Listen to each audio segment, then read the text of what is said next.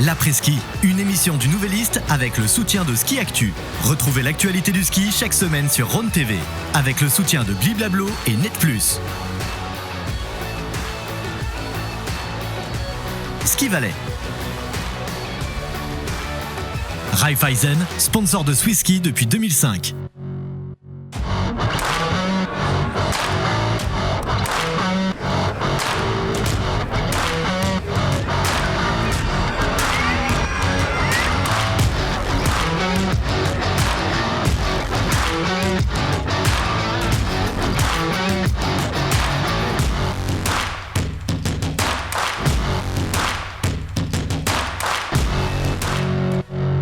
Salut tout le monde, bienvenue pour cette nouvelle émission de l'après-ski. On a déplacé le studio au Chalet Royal à Vezona. Vezona, c'est là que s'arrête la Coupe du Monde de ski cross en cette fin de semaine et week-end prochain.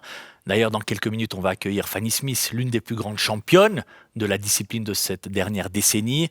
Mais d'abord, comme le veut la tradition, place au débrief des courses de ski alpin du week-end passé. Et des courses compliquées pour les Suissesses en Italie, à Tarvisio en vitesse. En descente, Corinne Souter, meilleure Suissesse, a terminé 15e, tandis que Mallory Blanc n'a pu faire mieux que 30e. Le lendemain, en Super G, la Valaisanne a fini 29e et la Suissesse la plus rapide a été Johanna Helen, qui a terminé 13e. Les hommes, eux, se trouvaient à Wengen et ça s'est mieux passé dans le clan suisse, puisque vendredi en Super G, Franjo von Almen s'est offert un podium en terminant 3e, malgré une grosse erreur. Et le lendemain, samedi, sur la mythique piste du Lauberhorn en descente, Marco Odermatt s'est offert un 4e succès consécutif. Le Valaisan Valentin Creta, entraîneur dans cette équipe suisse de vitesse, était sur place. On lui a parlé, regardez. Oui, alors je pense que c'est un très beau week-end, surtout en Suisse, de pouvoir gagner aujourd'hui la descente. C'est vraiment, vraiment cool. Après, c'est clair, en Super G, il nous a manqué pas grand-chose, mais quand on voit Franjo avec la faute qu'il fait, d'être toujours sur le podium, je crois que pour nous, c'est vraiment super important. Et montrer que toute l'équipe est là et surtout une belle réaction d'Alex Simonet, qui hier passe un petit peu à côté de sa course et aujourd'hui fait un magnifique top 5, donc vraiment très encourageant pour ce mois de janvier. Et ces performances permettent à Marco Odermatt notamment d'aborder les épreuves de Kitzbühel, les mythiques épreuves de Kitzbühel au programme cette semaine avec une grosse confiance. Et le Nidwaldien l'a dit, l'été passé déjà, le grand objectif de cet hiver, l'un de ces grands objectifs de l'hiver, c'est de régner sur cette Streif. On réécoute Valentin Creta. C'est clair, c'est son gros objectif. Il a envie de gagner. Après, il va falloir voir comment ça va cette semaine, s'il arrive à bien récupérer après cette victoire aujourd'hui. Et puis, il y a les concurrents qui sont là, et ça, il ne faut pas oublier. On fait des super résultats, mais les autres ont envie de gagner aussi. On voit avec les Italiens, avec Franzoni là, qui fait depuis le début de saison vraiment des super résultats, qui vient nous titiller. Et nous, ça nous encourage encore à être meilleurs, donc c'est génial. De voir que les autres nations nous poussent, d'avoir des Krischmeier, d'avoir des Hazer, d'avoir des Schwartz qui viennent nous titiller, c'est super intéressant, et d'avoir les Italiens aussi qui sont toujours dans le jeu, ça nous pousse à être encore meilleurs et de ne pas lésiner sur les petits détails, de vraiment aller chercher le maximum pour pouvoir aller gagner aux Jeux Olympiques. Après, c'est clair que pour les Jeux, ça va être une grosse lutte. Il y a des gars qui font des podiums, il y en a d'autres qui sont pas loin. Et après, certainement qu'il y aura des sélections internes sur Bormio directement, sur les entraînements de descente. Valentin Creta qui évoque les Jeux Olympiques. Les slalomeurs suisses sont aussi concernés par ces Jeux Olympiques. Rien n'est encore dit pour la sélection de Matteo Joris, Thierry Ménet et Julien Vunier. Ce dimanche, Mathias Itten a créé une petite sensation en rejoignant Loïc Meillard et Tanguy Neff qui ont déjà leur précieux ticket pour les Jeux Olympiques. Le Zougois a fini 6e du slalom de Wengen où Loïc Meillard a terminé au pied d'un podium au fort accent norvégien puisque c'est McGrath qui s'est imposé devant Braten et Christophersen. Le slalom de Kitzbühel au programme dimanche prochain sera donc décisif pour Jules, Sennhuysen et Rocha qui n'ont pas encore obtenu leur ticket pour Milan-Cortina. Allez, du ski alpin, on passe tout de suite au ski cross, puisque, comme on vous l'a dit déjà en introduction d'émission, la Coupe du Monde fait halte ici à Vezona. En cette fin de semaine et week-end, on accueille tout de suite Fanny Smith. Fanny Smith, salut, merci beaucoup de nous accorder ces minutes. On sait que le planning est chargé là. Ouais, bien chargé, ouais. C'est quoi? C'est une Coupe du Monde à la maison, ça demande encore plus de temps, encore plus de sollicitations que sur une autre étape de Coupe du Monde. Oui, ça demande plus de sollicitations, mais aussi tout simplement là quand on reprend après les fêtes, nous, notre calendrier, il est toujours très chargé. On enchaîne sur les courses en sachant que nous, nos compétitions ne sont pas seulement sur une journée, mais au final sur 3 à 4 si on a des double events. Donc chaque jour, on skie. Donc c'est vraiment très intense. Et nos jours de pause, en fait, sont les jours de voyage entre les courses. Donc là, typiquement, je rentre quasiment plus à la maison jusqu'à début mars. Donc jusqu'à la fin des Jeux Olympiques. Ouais, et encore en fait, et directement, encore après, hein. on a une Coupe du Monde en D'accord. Serbie et on enchaîne. D'accord, du coup, l'étape qui a été annulée récemment, c'est un mal pour un bien, entre guillemets, ça a été positif. Oui, ça a été positif et de toute manière, si elle serait restée au calendrier, j'aurais fait un choix. D'accord, de couper. De couper soit celle d'Italie avant Vaison, soit celle d'après. D'accord. Mais voilà. On est à Vaisonna, à quelques kilomètres de la maison. T'es chez toi là, t'es à la maison? Ouais, je suis pas loin de Villars. Non, je suis super contente. C'est toujours une étape très spéciale pour moi. Ouais. Voilà, c'est comme tu dis, à côté. Et puis maintenant, ça commence gentiment à être une étape régulière. C'est devenu une classique un peu. Ouais, hein. c'est devenu ça fait quoi, 6 ans, classique. 7 ans déjà que vous êtes par là? Ouais, quelques années. Quelques années, voilà. Mais voilà, et c'est toujours très très sympa. Chaque année, on voit que ça évolue. Ils essayent de jouer un petit peu avec le terrain et c'est super bien organisé. C'est quoi? Il y a une petite adrénaline, pression en plus quand on est à la maison. On sait que les gens viennent voir les athlètes, mais surtout Fanny Smith ici je pense à Vaisonna. Alors non, moi je le prends vraiment comme de l'énergie positive. C'est clair qu'on veut un petit peu encore mieux faire. Donc peut-être si ça se passe moins bien, on sera plus frustré. Mais sinon après, j'aborde moi chaque Coupe du Monde de la même façon, de la même manière. Et donc pour Vaisonna, c'est la même chose. Et continuer sur ta série, 5 courses, 4 podiums, tu restes sur 4 podiums, donc l'idée c'est de continuer, c'est pas de regarder les beaux paysages qu'il y a par ici. Ah, ils sont magnifiques les paysages par ici, non mais... je suis une compétitrice, je suis une athlète de haut niveau, donc c'est clair que je suis là pour gagner les courses, pour être sur le podium. Donc bien sûr, à un moment donné, je suis pas là pour faire 10e. Donc à un moment donné, voilà, on travaille pour ça. C'est mon objectif et essayer de faire encore plus. Sur une note, sur 10 en termes d'état de forme, tu as eu quelques soucis cet été dans la préparation. Aujourd'hui, à la mi-janvier, t'en es où? T'es à 10 sur 10 Non, ou bien non, je suis pas encore à 10 sur 10 niveau état de forme. Ça m'a fait du bien d'avoir ce break pour aussi pouvoir retravailler sur ce que je n'avais pas pu faire, mais tout autant en n'ayant pas pu continuer à faire certaines choses comme je peux pas faire de vélo depuis le mois d'août. Donc même pour la récupération, on a dû voir d'autres choses différemment pour pouvoir la récupération, parce qu'à moi avant, pour moi le vélo était quelque chose de faisait une grande partie de ma récupération après les courses. Donc là on a dû revoir un petit peu ça. J'ai pas pu faire de saut, donc tout ce qui était la plio, les sauts, l'explosivité, j'ai pas pu faire. Pas donc mal d'adaptation quoi. Donc vraiment beaucoup d'adaptation. Beaucoup. Ça, dans une saison olympique, ça perturbe quand même pas mal. Enfin, ça travaille bien le mental. Honnêtement, on se dit, bon, en plus, ça fait quand même quelques années que je suis dans le circuit. Je sais qu'est-ce que j'ai besoin de faire pour être à mon top.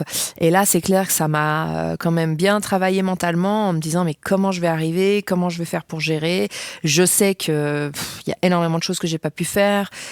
Est-ce que ça va être catastrophique? Est-ce que mon corps va tenir? Et voilà, donc j'ai pu le tester niveau la période de décembre, où au final j'étais presque surprise que ça a plus ou moins bien été, ça a bien été, très bien, mais tout en devant vraiment faire très attention et au temps de récupération, mais en sachant aussi que je suis arrivée sur la dernière course avant Noël à Ignition, où là physiquement j'étais à plat et ça tenait plus.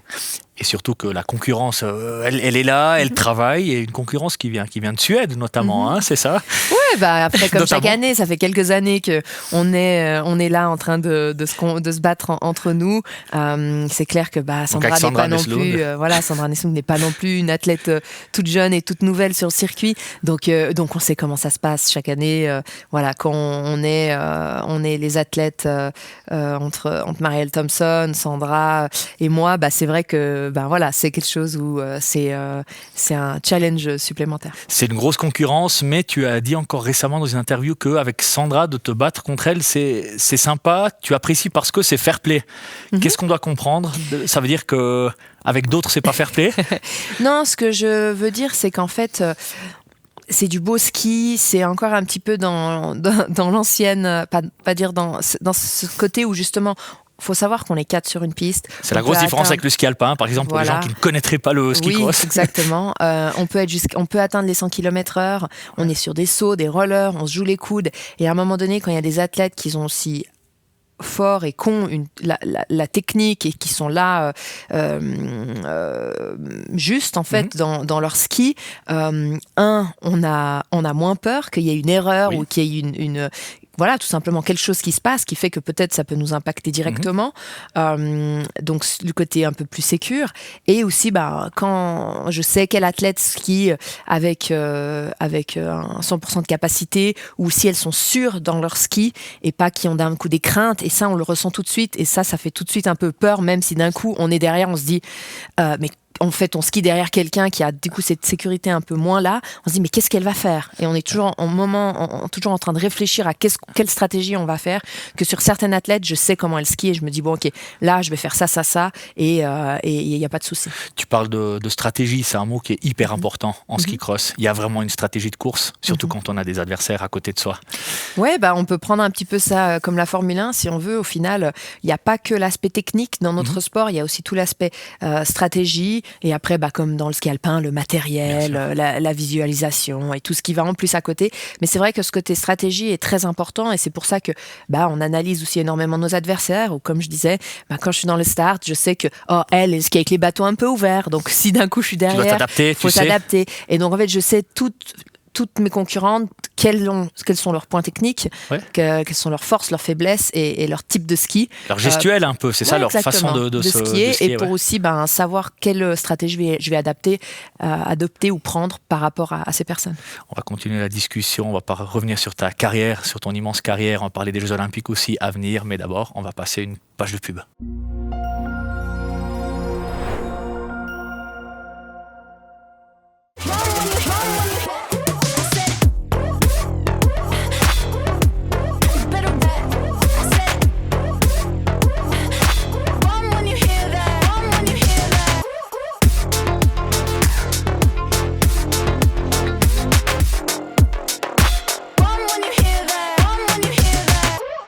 Ce qui nous différencie, c'est l'engagement en faveur du ski suisse. Pour nous, les pros, mais aussi pour les tout petits.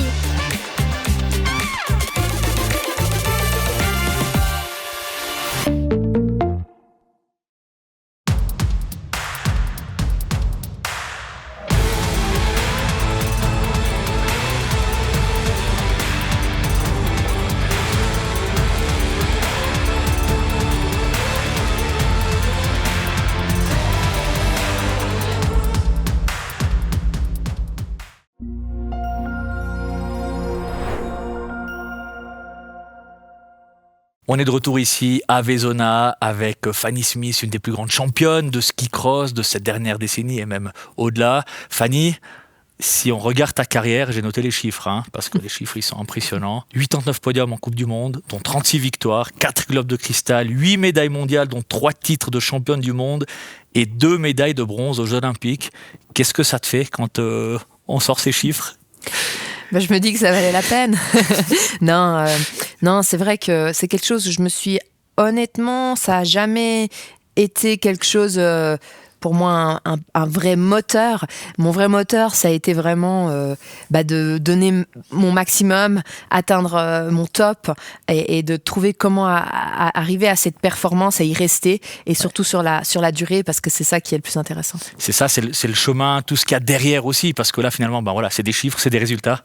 Ouais, si on veut, c'est un peu la cerise sur le gâteau. Ouais, c'est comme un enfant. C'est fou de dire ça quand même. Ouais, oui, mais c'est un peu près ça. Et au final, c'est vrai que pour le moment, quand je vois les chiffres, je me dis, ah ouais, quand même. Tu me les aurais demandé, je les aurais probablement pas tous su. Mais c'est vrai que c'est quelque chose où peut-être quand j'arrêterai ma carrière, là, ça sera, je prendrai les choses différemment. Mais pour le moment, je suis encore en pleine en activité, et donc je suis encore en train de me dire, ok, qu'est-ce que je vais faire pour encore m'améliorer, pour rester au top, pour gagner encore des courses. Malgré tout, sur ces 4 globes de cristal, dont le dernier que tu as gagné la saison passée, c'est lequel qui a le plus de valeur? Alors souvent on dit que chacun a sa petite histoire, hein, Oui, c'est ça? Ah bah oui, c'est clairement ça. Hein. C'est comme avec les jeux, chaque jeu a leur histoire ou leur grande histoire pour ma part. Ouais. Mais le globe... C'est un peu difficile, mais si j'en garderais 2, je garderais le premier, 2013, et celui de l'année passée. Pourquoi Pourquoi le premier, parce que c'est symbolique, et surtout je revenais de blessure, et c'est un petit peu là aussi où je me suis révélée, si on veut, en tant qu'athlète dans ce sport et à ce niveau. Et ensuite l'année passée, parce que j'ai eu une chute avant Noël, j'ai pas pu faire toutes les courses. Et en fait, le globe n'était même plus du tout dans ma tête parce que je me suis dit, à Noël, voilà, on a eu la pause. Le globe n'était même plus... plié, quoi. C'est plié. J'étais là, ok, voilà, t'es tombé, là, t'as pas pu faire cette course. Une course, t'as tenté, il fallait même pas la prendre. Enfin bref. Donc, dans notre sport, à un certain moment et à tel niveau qu'on est, le fait de rater 1-2 courses, normalement, c'est impossible, quoi. Donc, du coup, le fait de l'année passée d'arriver à ce globe, ça a été... c'est là que j'ai peut-être abordé les choses différemment. Le globe n'était plus tout dans ma tête, mais je me suis vraiment construite sur chaque course, à me faire plaisir, à montrer mon bon ski. Et au fil de la saison, ma confiance est revenue et d'un coup... j'avais la cerise sur le gâteau, la cerise sur le gâteau avec ce globe de cristal. D'accord. Tu as aussi évoqué ces 2 médailles qui ont aussi leur histoire, les médailles des Jeux Olympiques, notamment la dernière. Hein. On ne va pas revenir sur cette histoire, mais pour rappel, donc, tu avais franchi la ligne en 3e position avant d'être déclassé, puis de récupérer cette médaille une année après. Ça a été une période hyper... Ça a été une période très compliquée, comme on dit, chaque jeu a sa petite histoire. De mon côté, les jeux font partie de ma vie, parce que j'ai eu mes premiers jeux à l'âge de 17 ans, donc un peu adolescence, fin d'adolescence. La plus jeune athlète, hein, c'est ça? T'étais la plus jeune athlète. J'étais la plus jeune athlète aux Jeux de Vancouver. Ouais. Et ensuite, Jeux de Sochi, j'étais attendue. Moi, j'attendais beaucoup. Je me devais pour moi faire une médaille. J'étais en forme surtout. J'étais dans ma zone. Le parcours me convenait vraiment parfaitement. Et là, je fais cette erreur en demi-finale où j'étais devant avec une avance conséquente et ce qui me coûte la finale et pour moi une médaille. Et ensuite, Pyeongchang, où là, un petit peu, c'est un peu le retour, l'apaisement d'avoir eu cette médaille au jeu. La première. Et la première médaille des Jeux Olympiques. Et ensuite, ma deuxième, où en fait, j'avais une fracture au plateau tibial. Dans notre sport aussi, on ne dit pas spécialement où, comment, ou à quel niveau sont nos blessures, parce que on est aussi un sport de contact. Bien sûr, ouais. Et on sait comment certaines nations skient et vont exprès au contact dans certaines circonstances. Donc, j'avais à la base, avant les Jeux, j'avais annoncé une contusion osseuse, mais j'avais une fracture. Et là, en fait, de simplement me retrouver au final des Jeux dans la manière, avec cette chute et cette blessure un mois avant, c'était déjà exceptionnel. Et de passer la ligne 3e et de gagner cette 2e médaille olympique, pour moi, ça a vraiment été presque une victoire. Incroyable, ouais. Et l'histoire, elle continue avec les Jeux Olympiques dans un mois. Exactement, l'histoire continue. Milan-Cortina, première fois en Europe. Ouais, je me réjouis. Ça va être quelque chose de très particulier parce que justement, j'ai eu la chance de vivre, entre guillemets, les vrais et les Jeux Olympiques traditionnels, si je peux me le dire. Et maintenant, on sait qu'on passe dans une différente direction. Ce qui est normal pour notre sport, le sport d'hiver, il faut aussi s'adapter. Et donc là, ça va être encore une effervescence différente parce que on passe de jeux, si on prend les derniers jeux en Chine pendant Covid, sans ambiance, avec personne, avec quelques Chinois dans le public, mais c'est tout. Ouais. Et là, à quelque chose où on aura la famille, les amis, le fans club, où au final, ça va être ça va être difficile quand même à gérer émotionnellement. Justement, j'allais le dire. Hein, là, on a ces courses ici à Vaisona à la maison, et puis après ça enchaîne. Comment on fait justement pour garder justement de la distance, pour rester concentré sur son sport, sur l'essentiel finalement? On se recentre sur soi en fait. On se recentre beaucoup sur soi, sur nos ressentis, sur qu'est-ce qu'on doit faire. On reste entre guillemets occupé dans notre programme, qu'est-ce qu'on doit pour performer. On est des athlètes de haut niveau, donc moi je me recentre sur ma récupération, mon corps, ma préparation.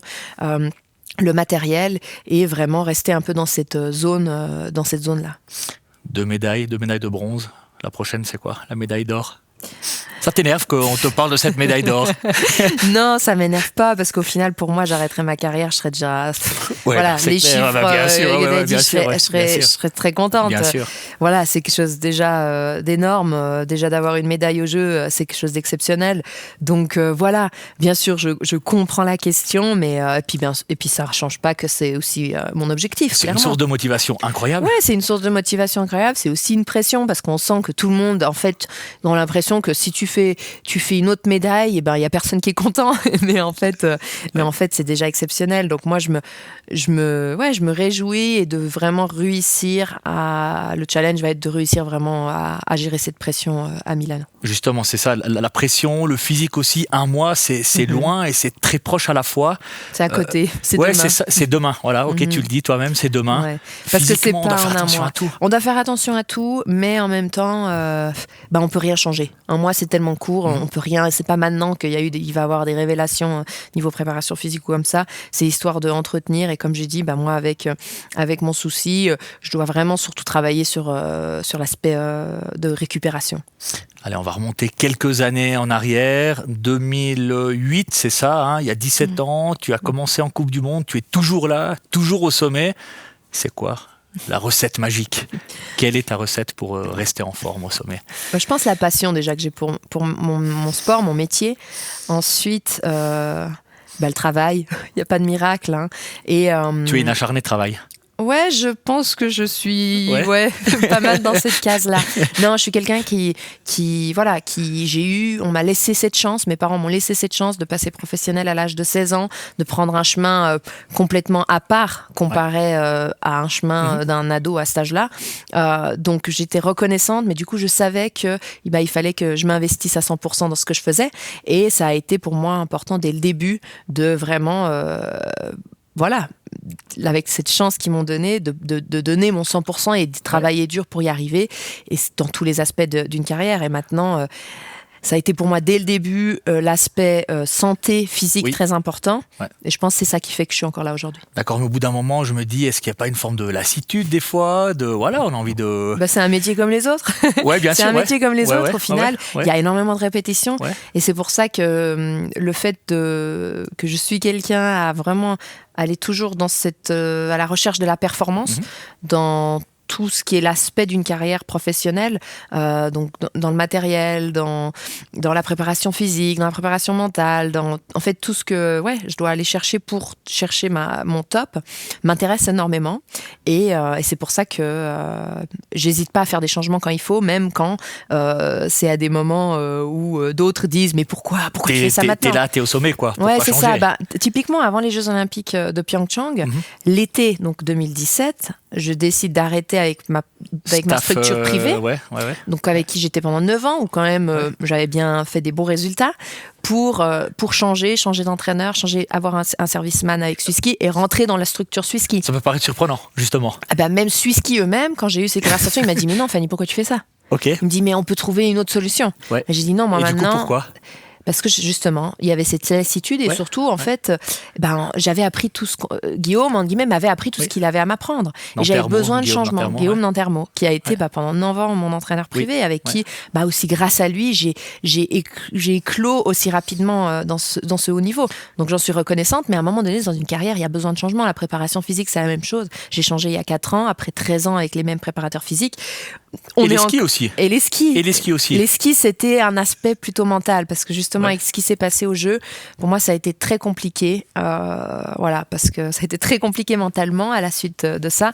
Et j'avais besoin, en fait, de mettre mon focus sur autre chose. Et j'avais fait toute ma carrière avec Stöckli, et donc en fait Völkel, ça faisait quelques années qu'il me tournait autour, et je me suis dit pourquoi pas, je travaillais déjà chez eux avec les chaussures, et je me suis dit maintenant mon focus, je vais le mettre sur autre chose pour essayer que je m'occupe la tête encore plus, parce que du coup c'était un travail énorme. En fait, j'étais chez eux vraiment pour développer le ski de ski cross chez les femmes, et donc c'était un travail à part, hein, là, ces 2 années-là, ça a été c'est encore monstrueux. un objectif supplémentaire à remplir découvrir. Enfin, ça va être hyper intéressant. C'est hyper stimulant. intéressant. J'ai énormément appris parce que justement, c'était une fabrique avec qui c'était ultra réactif dans la fabrication des skis, dans les changements. Et donc là, j'ai énormément appris. Et c'était, comme tu dis, très intéressant. On sent vraiment cette passion, vraiment l'implication et tout. Ça veut dire qu'on a le public pour avoir encore Fanny Smith. Combien d'années en Coupe du Monde? Tu arrives à te projeter?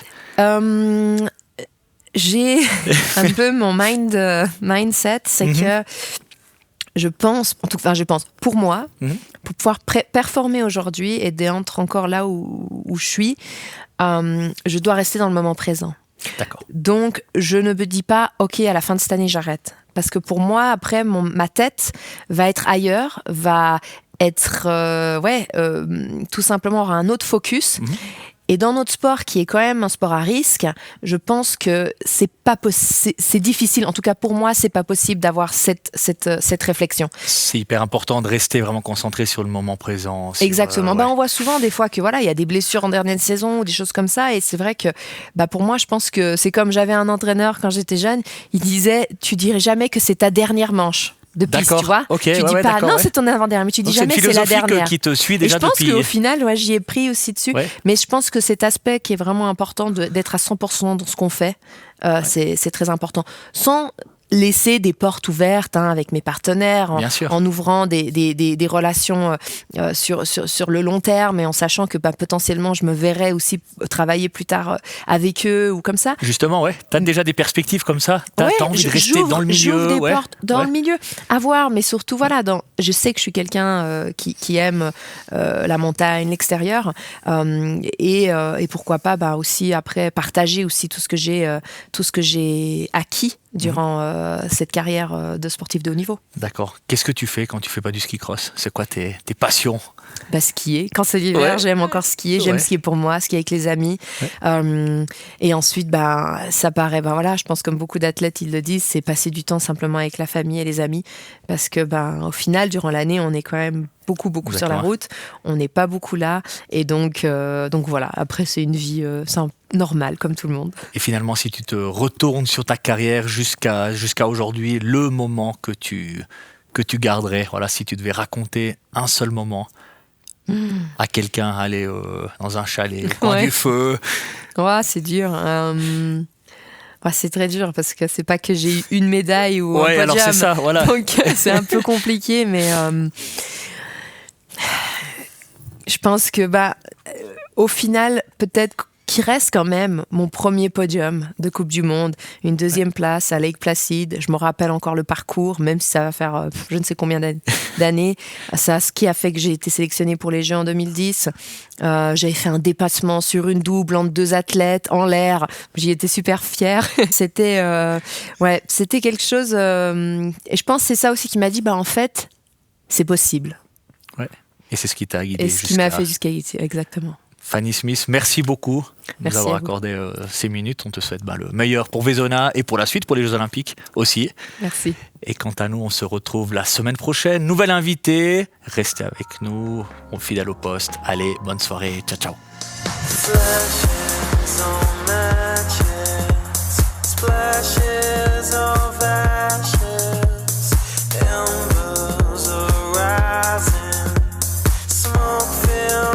Skies in, wind blows and then crashes, waves over the ashes, hills washed up in violet, eyes close up to hide it. L'après-ski, une émission du Nouvelliste avec le soutien de Ski Actu. Retrouvez l'actualité du ski chaque semaine sur Rhône TV, avec le soutien de Bliblablo et Net+. Ski Valley. Raiffeisen, sponsor de Swiss Ski depuis 2005.